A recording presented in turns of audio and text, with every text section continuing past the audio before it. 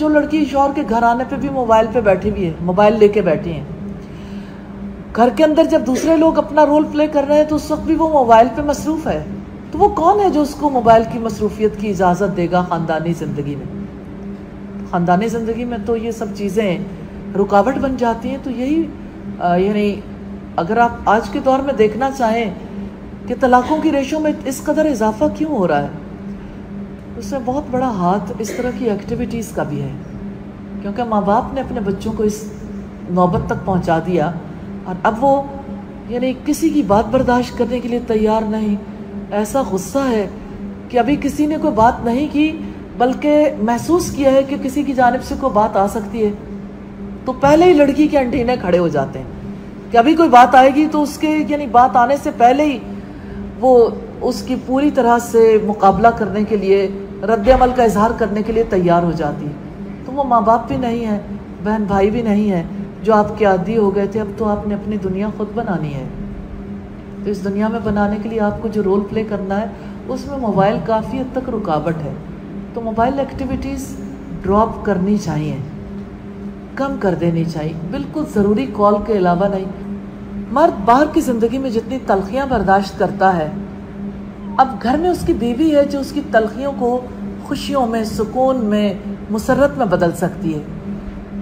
تو مرد کے لیے عورت کی حیثیت گوشے سکون کی ہے کہ وہ اس کے پاس آئے، اس کے پاس آ کے اپنا سکون تلاش کرے، اور عورت کو بھی چاہیے کہ وہ کامیاب رفیقہ حیات ثابت ہو، اور مرد کے لیے گھر کے اندر مسائل کھڑے نہ کرے، بلکہ مرد کے منصوبے کو پایہ تکمیل تک پہنچائے۔ تو عورت کا وجود اور گھر کا پورا اثاثہ عورت کے پاس گویا مرد کی امانت ہے، تو مرد بیرونی مصروفیات کی وجہ سے ان کی حفاظت نہیں کر سکتا، رکھوالی نہیں کر سکتا۔ عورت کی وفا شیاری کا تقاضا ہے کہ اپنے وجود کی بھی حفاظت کرے اور اس شوہر کے گھر کی بھی امین بن جائے، وہ اپنی ذات کو بھی صرف شوہر کے لیے محفوظ رکھے اور گھر کے تمام ساز و سامان کو بھی۔ ایک سوچ کا طریقہ یہ کہ انسان صرف اپنی ذات کو دیکھے، میں کیا چاہتا ہوں، میری کیا ضروریات ہیں، مجھے کیا پسند ہے، مجھے کیا ناپسند ہے۔ سیلف سینٹرڈ لوگ جیسے سوچتے ہیں، سیلفش لوگ سوچتے ہیں۔ اور دوسرا طریقہ یہ ہے کہ انسان دوسروں کی طرف دیکھے کہ انہیں کیا پسند ہے، دوسروں کے ساتھ، دوسروں کی طرف دیکھنے والا سوشلائز اچھا کرتا ہے اور نباہ اچھا کر سکتا ہے۔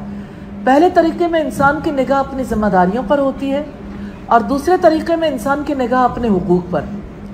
ایک طریقہ اصلاح کا ہے، دوسرا طریقہ فساد کا ہے۔ صرف انسان اپنی طرف دیکھے، اپنی ضروریات کی طرف، تو یہ سیلفشنس ہے، لیکن اپنی ذمہ داریوں کی طرف دیکھے تو یہ اصلاح کا طریقہ ہے۔ انسان یہ دیکھے کہ اچھا میرے کرنے والے کام کون سے۔ لیکن اگر کوئی انسان یوں دیکھتا ہے کہ دوسرے کی طرف دیکھتا ہے کہ اس کو یہ کرنا چاہیے، یہ کرنا چاہیے، یہ کرنا چاہیے، تو وہ دوسروں کی ذمہ داریاں تو دیکھتا ہے، اپنے فرائض نہیں دیکھتا۔ تو اصلاح ایسے نہیں ہو سکتی۔ اصلاح یہ ہے ہر کوئی اپنی اپنی ذمہ داری کی طرف زیادہ دیکھے،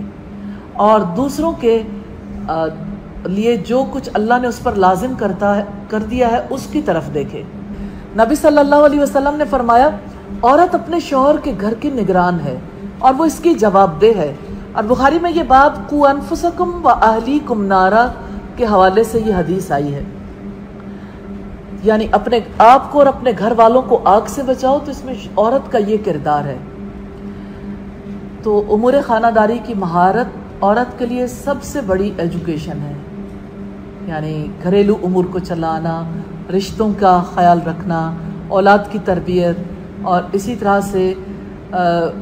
اگر ہم یہ دیکھیں کہ کامل عورت کون سی ہے، تو کامل عورت، کوئی ڈاکٹر کامل عورت نہیں ہو سکتی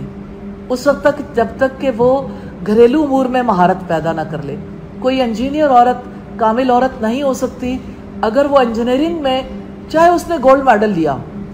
چاہے وہ اس میں بہت عمدہ کام کر رہی ہو، لیکن اس وقت تک جب تک کہ گھریلو امور میں وہ اپنی پوری صلاحیت نہ لگا دے۔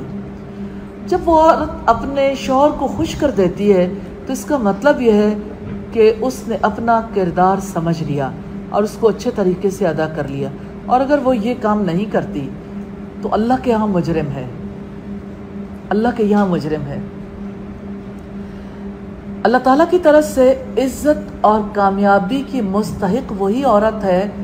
جو گھریلو نظام کو اچھے طور پر چلا سکتی ہے۔ جو عورت دنیا میں ایک گھر کو آباد کرے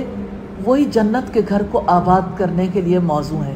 اسی کا انتخاب ہوگا۔ اور نبی صلی اللہ علیہ وسلم نے فرمایا، جب آپ سے پوچھا کہ عورتوں میں سب سے بہتر عورت کون ہے، آپ نے فرمایا جو اپنے شوہر کو خوش کر دے جبکہ وہ اسے دیکھے، اور وہ اپنے شوہر کی اطاعت کرے جبکہ وہ اس کو حکم دے، اور وہ اپنے نفس اور اس کے مال میں شوہر کے خلاف نہ کرے۔ تو جو عورت کے اوپر مرد کی جانب سے فرائض عائد ہوتے ہیں، یعنی مرد کے جو حقوق ہیں، ان حقوق کو وہ پورا کرے۔ اطاعت گزار بیوی اپنے شوہر کا دل جیت کر اپنے گھر کی مالک بن جاتی اور گھر میں سب سے اونچا مقام حاصل کر لیتی، اور جو بیوی اطاعت گزار نہیں ہوتی وہ غیر ضروری طور پر شوہر سے لڑتی ہے اور اس کی زندگی تلخ ہو کے رہ جاتی ہے، وہ کبھی اپنے گھر میں بلند مقام حاصل نہیں کر سکتی۔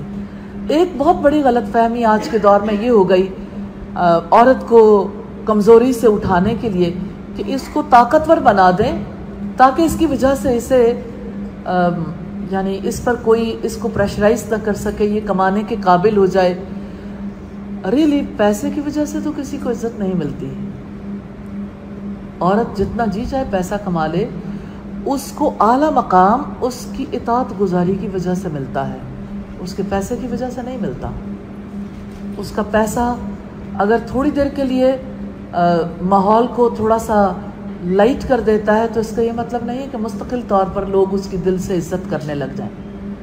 دلی عزت اور احترام کے لیے اللہ پاک نے جو حکم دیا ہے وہی دل جیتنے کا سبب بنتا ہے، اطاعت گزاری۔ اللہ تعالیٰ ساری خواتین کو توفیق دے کہ وہ اطاعت گزار ہو جائیں۔